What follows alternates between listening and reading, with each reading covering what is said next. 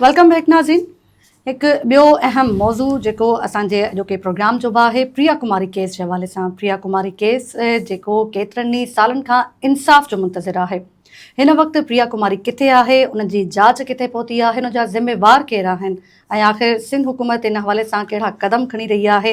हिन वक़्तु मूंखे ॿुधाईं केस जे हवाले सां जेका अॻु भराई थी आहे DIG पारां IG ही जेको हिकु लेटर बि लिखियो वियो आहे त हिन केस जी जेका आहे हिकु भेरो ॿीहर जांच कई वञे। संदसि वारिस जेके आहिनि उहे बि केतिरे वक़्त खां सरापा एहतजाज आहिनि, उन्हनि जो एहतजाज बि जारी आहे।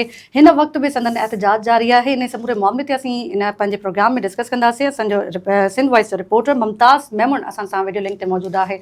जी मुमताज़, तव्हां ॿुधाइजो हिन वक़्तु संदसि वारिस जेके आहिनि उहे एहतजाज करे रहिया आहिनि त उन्हनि सां कंहिं नुमाइंदे पारां, उन्हनि जे आला उहिदेदारनि पारां उन्हनि सां को राब्तो कयो वियो आहे। ऐं इहो बि ॿुधाइजो त इन धरणे में जेको हीउ धरणो जारी आहे इन में ॿियूं केतिरियूं नियाणियूं आहिनि या केतिरा ॿार आहिनि जेके अगवा थियल आहिनि, उन्हनि जा वारिस बि इन धरणे में शरीक थिया आहिनि। ॾिसो, मां तव्हांखे ॿुधायां त ॾही मोहरम जी राति जो जेको आहे शामी गरीबा जे नाले सां प्रिया एक्शन कमेटी जे अॻवाननि जेको आहे सोनी पारस आहे ऐं लियाकत जलबाणी आहे, सैयद जाफ़र शाह जेको सीनियर एडवोकेट आहे, उनजी अॻवानीअ में जेको हिकिड़ी शामे गरीबा जे नाले सां हिकिड़ी एहतजाजी कैंप लॻाई हुई। उन जेका शुरूआती कैंप हुई उन में त सिर्फ़ु जेके 3 ॿार हुया उन्हनि जी गुमशुदगी जो केस खणी आए हू बबुलो जी उन सरज़मीन ते पहुता हुया। पर हिन वक़्तु जेको आहे तक़रीबन कोई 13-14 जेके ॿार आहिनि उहे जेके असांजे खेतपुर ज़िले मां, सखर डिवीज़न मां ऐं सिंध जे ॿियनि शहरनि मां जेके टोटल जेके 14-13 ॿार आहिनि ऐं हिकिड़ो वॾो मर्द आहे, उहे जेको आहे उन्हनि जो केस खणी अॼु उन्हनि खे 13 ॾींहं आहे उहो बबुलो जी सरज़मीन ते वेठल आहिनि।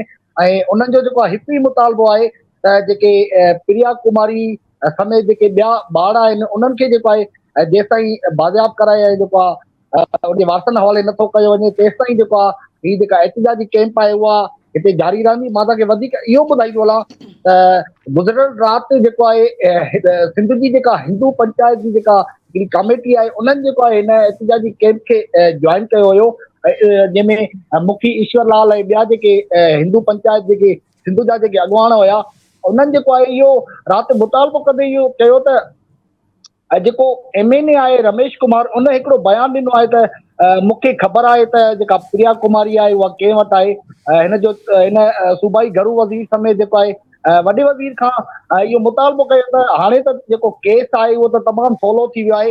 हाणे जीअं तव्हां पाण इंट्रो में ॿुधायो त DIG सखर IG सिंध खे हिकिड़ी GIT जोड़ण लाइ हिकिड़ो जेको ख़त आहे उहो लिखियो आहे, पर हुनजो चवणो त हाणे ख़त लिखण जो त को फ़ाइदो न आहे। तव्हां रमेश कुमार खे जेको आहे पाण वटि घुराए ऐं जेको आहे उनखां मालूमात वठो त जेका प्रिया कुमारी आहे, जीअं रमेश कुमार ॿुधाए थो त जेका मूंखे ख़बर आहे त प्रिया कुमारी कंहिं वटि आहे, उनखे तव्हां घुराए ऐं उनखां मालूमात वठो। हीउ केस जेको आहे तमामु सवलो थी वेंदो। मां तव्हांखे ॿुधायां त प्रिया कुमारी जेको आहे उनखे 5 साल थी विया आहिनि, उन सां समेत जेके ॿिया ॿार आहिनि उन्हनि खे बि जेको आहे काफ़ी हफ़्तो थी वियो आहे, पर उहे हिन वक़्तु ताईं जेको आहे वारसनि खे न आहिनि मिली सघिया। जेके 13 ॾींहंनि खां वठी जेके मुज़ाहिरीन हिन बबुलो जी सरज़मीन में वेठल आहिनि उन सां जेको आहे तक़रीबन कोई 3-4 ॾींहं पहिरियां जेको DSP हुयो खेतपुर सिटी जो, उहो उते आयो ऐं उन्हनि सां उन्हनि ॻाल्हियूं कयूं। उन्हनि जो इहो ई जेके धरणे जा अॻवान हुया उन्हनि DSP खे इहो ई चयो त जेके ॿार आहिनि उहे असांखे बाज़ियाब कराए ॾियो। असांजो जेको आहे पुलिस आहे या हुकूमत सां कोई बि जहिड़ो न आहे। असां पंहिंजे बचनि लाइ जेके असांजा लखे जिगर आहिनि उन्हनि लाइ असां हिन बबुलो जी सरज़मीन में हिन जेका 52 सेंटीग्रेड जेका गर्मी आहे, एॾी वॾी गर्मी में बि असां जेको आहे हिते वेठा आहियूं। सोनी पारस ऐं जेको लियाकत जलबाणी आहे उन्हनि बि जेको आहे मुसलसल जेको आहे जेका धरणे खे ख़िताब कयो आहे ऐं सोनी पारस इहो इंकशाफ कयो त जेके खेतपुर ऐं सखर जी इंतिज़ामिया आहे उन ते जेको डेकोरेशन वारे खे जेके तंबू लॻंदा आहिनि उहे उन्हनि खे ॾियण खां बि उन्हनि खे मना करे छॾियो आहे। हाणे त असांखे को तंबू बि नथो ॾिए। हिन सोनी पारस ऐं जेका ॿिया अॻवान आहिनि उनजो चवणो त अॼु जेको आहे जेके 13 ॿार ऐं हिकु जेको नौजवान आहे उन्हनि जो केस खणी असां हिन बबुलो जी सरज़मीन ते वेठा आहियूं। ऐं जेको आहे सोनी पारस पंहिंजे वक़्तनि बवक़्तनि में जेको आहे खिताब दौरान इहो बि चिता ॾींदी नज़र ईंदी आहे त असांखे अगरि जेको बबुलो जो धरणो आहे, जेको रोड आहे, उहो अगरि बंदि करिणो पियो ऐं असांखे धरणो हणिणो पियो त असां धरणो बि हणंदासीं जेसिताईं जेके प्रिया कुमारी समेत जेके सिंध जा गुम थियल ॿार आहिनि उहे बाज़ियाब नथा कया वञनि, उहे उनजी वालदेन हवाले नथा कया वञनि, तेसिताईं जेको असांजो एहतजाजी कैंप आहे उहा जारी रहंदी। जी त मुमताज़ मेमण इहो ॿुधाइजो त ही सिविल सोसाइटी जा अमलदार बि आहिनि ऐं प्रिया कुमारी जा वारिस बि आहिनि हिन एहतजाजी मुज़ाहिरे में शरीक, त उन्हनि जो छा चवणु आहे त उन्हनि जी आइंदा जी हिकमत अमली आख़िर कहिड़ी हूंदी हिन एहतजाज खां पोइ? ॾिसो, जीअं मां तव्हांखे पहिरियां ॿुधायो त जेके हुनजा वारस आहिनि ऐं ॿी जेको सिविल सोसाइटी जा अॻुवान आहिनि, प्रिया एक्शन कमेटी जा जेके अॻुवान आहिनि, उनजो हिकिड़ो ई मुतालबो आहे त जेके ॿार आहिनि असांखे जेको आहे ॿार मोटाए ॾे।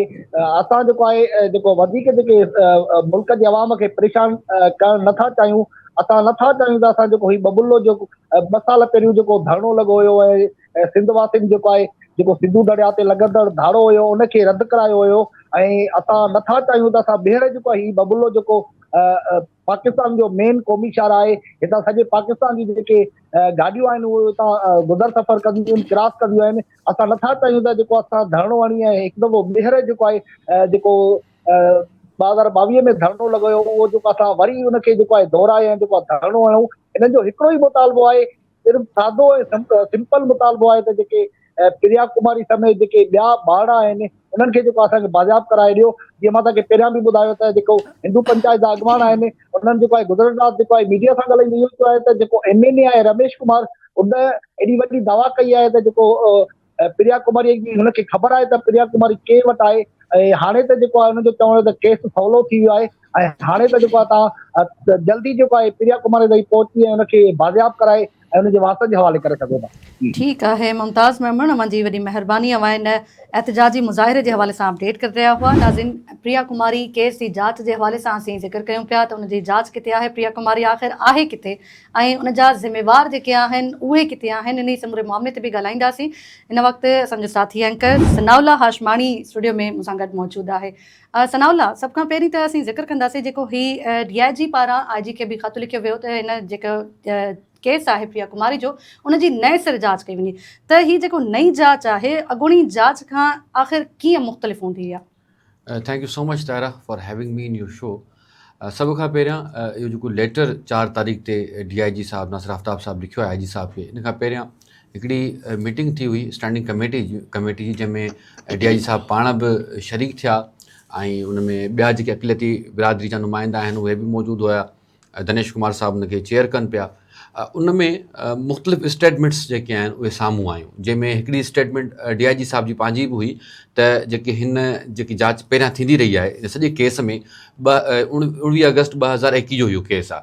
उन खां वठी करे अॼु ॾींहं ताईं जेकी पहिरियां जांच थींदी रही आहे हिन केस जे अंदरि, जेके पहिरियां JITs ठहियूं आहिनि ऐं जेके पहिरियां इन्वेस्टिगेशन थी आहे उन ते उन सवालिया निशान उथारियो त इहा राइट डायरेक्शन में जेकी आहे उहा जेको जांच आहे उहा नाहे थी। मतिलबु पहिरियां हिकिड़ो उन्हनि जो क्वेश्चन हुयो। उन खां बाद में असां ॾिठो त उन्हनि हिकिड़ो लेटर जारी कयो आहे जेको IG साहब खे उहे चवनि था त हिनजी ॿीहर JIT जेको ठाही वञे, जंहिंमें जेको पाण उन में ॿुधायो अथनि त सखर जा जेके DIG आहिनि उन्हनि खे हेड कयो वञे। मतिलबु हेड या चार्ज जेकी आहे DIG सखर जी आहे उन्हनि वटि पाण वटि आहे। SSP सखर आहे ऐं SSP लाड़काना, SSP शिकारपुर ऐं मुंहिंजे ख़्याल में कोई DSP ऐं SHOs बि आहिनि। ऐं ॿियो सिस्टर एजेंसीज़ जेके आहिनि उन्हनि जा बि रिप्रेज़ेंटेटिव्स जेके आहिनि शामिलु कया वञनि, इहो DIG साहब चवनि था। पर DIG साहब खां या पुलिस डिपार्टमेंट इहो बि पाण ॿुधाए त जेकॾहिं पहिरियां राइट डायरेक्शन में या जांच नाहे थी त इन जो ज़िम्मेवारु केरु आहे।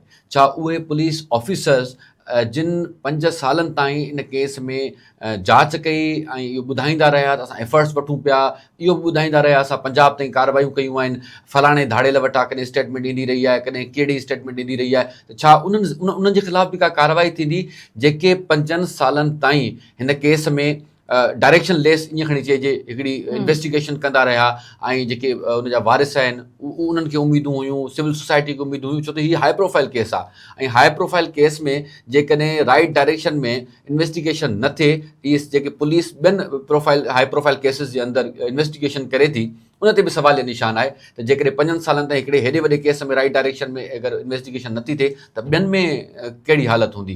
तव्हांखे यादि हूंदो त हिकिड़ी ॿी रीइन्वेस्टिगेशन जे लाइ हिकिड़ी JIT ठही हुई, जावेद जिसकानी साहब हेड कनि पिया, अमजद शेख SSP साहब उहे बि उन में शामिलु हुया, तनवीर तुनियो बि ग़ालिबन उन में मौजूदु उहे बि शामिलु हुया, उन में कुझु DSPs बि शामिलु हुया। उनजो बि हिन वक़्तु को खड़तेल कोन्हे निकितो, उनजो बि को रिज़ल्ट साम्हूं न आयो आहे। इन खां पहिरियां जेके जांच थींदी रही आहे पुलिस जे तरफ़ां उन्हनि जो बि असांखे ख़ातिर ख़्वाह रिज़ल्ट हिन वक़्तु ताईं साम्हूं न आहे मिली सघियो सवाइ बयानबाज़ीअ जे। केॾी महिल होम मिनिस्टर साहिबु बयानु ॾियनि था त प्रिया ज़िंदा आहे असेंबली जे फ्लोर ते बीह करे, केॾी महिल इन ॿियनि क़िस्मनि जा बयान अचनि था, केॾी महिल पुलिस ऑफिसर्स पाण किन शोज़ जे अंदरि वेही करे चवनि था त छोकिरी ज़िंदा आहे ऐं असां जल्द बाज़ियाब कराईंदासीं। इहो अमजद शेख साहिब जो ई बयानु आहे, माज़ी में उन्हनि हिकिड़े प्रोग्राम में वेही करे इहो बयानु ॾिनो। सो पुलिस जो जेको इहो कंटेक्ट आहे इन मां का उमेद कोन थी ज़ाहिर थिए त पुलिस जेको आहे जेको एफर्ट्स एॾा वठंदी ऐं जे इन में छोकिरी बाज़ियाब कराईंदी नंढी जेकी 5 सालनि खां हिन वक़्त ताईं ख़बर न आहे आया उहो ज़िंदा आहे न आहे कंहिं वटि आहे। छो जो केॾी महिल होम मिनिस्टर साहिबु इहो बि चवनि था त जंहिं धाड़ेल वटि इतला हुयो त प्रिया आहे उहो मारिजी चुको आहे। IG साहिबु वरी उनखे चवनि था त अहिड़ो को शइ न आहे, उहो बयानु बि सभिनी जे साम्हूं आहे।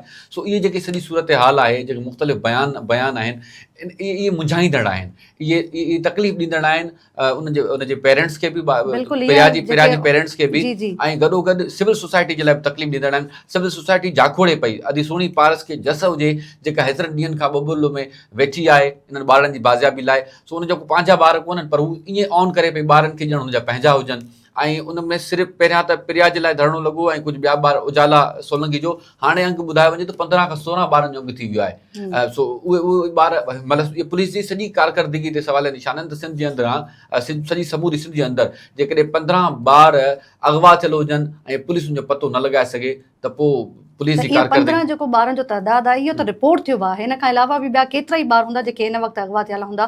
त ही सनावला जेके प्रिया जो ख़ानदान आहे छा उन जी जांच में हर जेका अॻु भराई थिए थी छा उनखे बाक़ाइदा उन हवाले सां आगाह बि कयो पियो वञे ऐं छा जेके प्रिया कुमारी जो ख़ानदान आहे हिन समूरी जांच खां मुतमइन बि नज़र अचे थो? हो वीचारा छा कंदा सवाइ उमेदुनि जे आसरनि जे, हुन वटि ॿियो दगी कोन्हे। हुननि खे पुलिस ऑफिसर सॾाइनि था पंहिंजे ऑफिसनि जे अंदरि, उते हुनखे आसरो ॾियनि था, एफर्ट्स वठूं था, कयूं था। उन खां अलावा हू छा कंदा?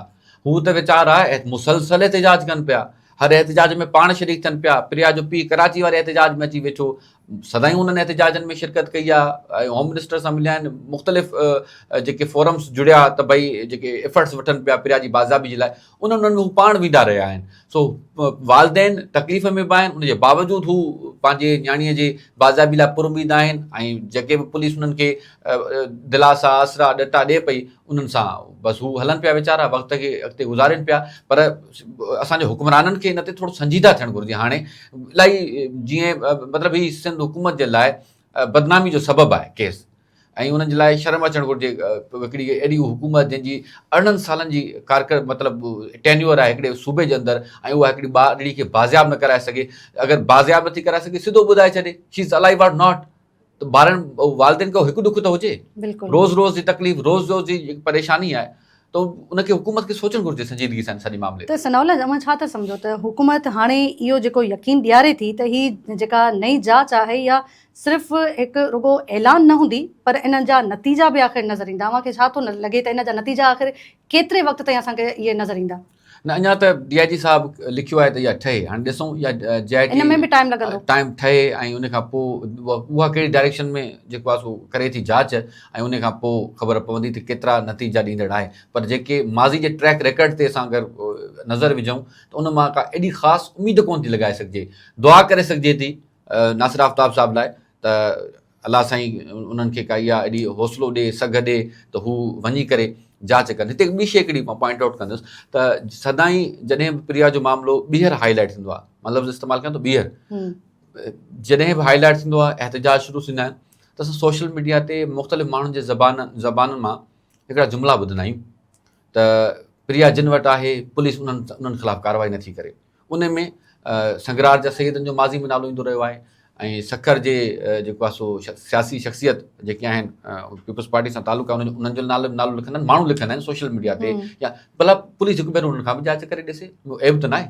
जेकॾहिं कंहिं ते बि को इल्ज़ाम आहे त पुलिस जो कमु आहे इन्वेस्टिगेट करे, हिकिड़ो चकर करे वठे, थी सघे कयो बि हुजे, जेकॾहिं कयो आहे त उहो बि माण्हुनि खे ॿुधाइनि त इन क़िस्म जी इल्ज़ाम तराशीअ सां जेकी केस जी डायरेक्शन आहे उहा ख़राबु थिए थी, त उहो बि वाज़े थिए। ॿी शइ MNA आहिनि डॉक्टर रमेश कुमार वाणक वारी मुंहिंजे ख़्याल में ग़ालिबन, उन्हनि हिकिड़ी स्टेटमेंट ॾिनी जेकी स्टैंडिंग कमेटी जी मीटिंग थी, उहो चए थो असांखे ख़बर आहे प्रिया कुमारी किथे आहे, पुलिस कार्रवाई करे।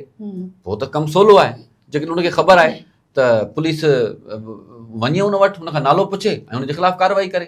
एॾो वॾो को मसइलो ई कोन्हे। हिकिड़ो MNA आहे, ज़िम्मेदार माण्हू आहे, हिकिड़ी स्टैंडिंग कमेटी मां जेकी पार्टी जे बाज़ियाबी लाइ बहस थिए थो जिते, उन मां निकिरी करे ऐं हू ॿाहिरि इहो चवे थो त उनखे ख़बर आहे नालो या असांखे ख़बर आहे त उहो मतिलबु कंहिं वटि आहे, त पोइ ज़ाहिर आहे पुलिस खे हिन ते एक्शन वठणु घुरिजे ऐं उनखे जेकी जांच जेकॾहिं नई JIT ठहे थी उहो नालो जेको साईं जन चयो आहे त उन्हनि खे शायदि ख़बर आहे त उन्हनि खां पुछी वठे ऐं उनखे बिल्कुलु इन्वेस्टिगेट ईअं करे। थियण बि खपे।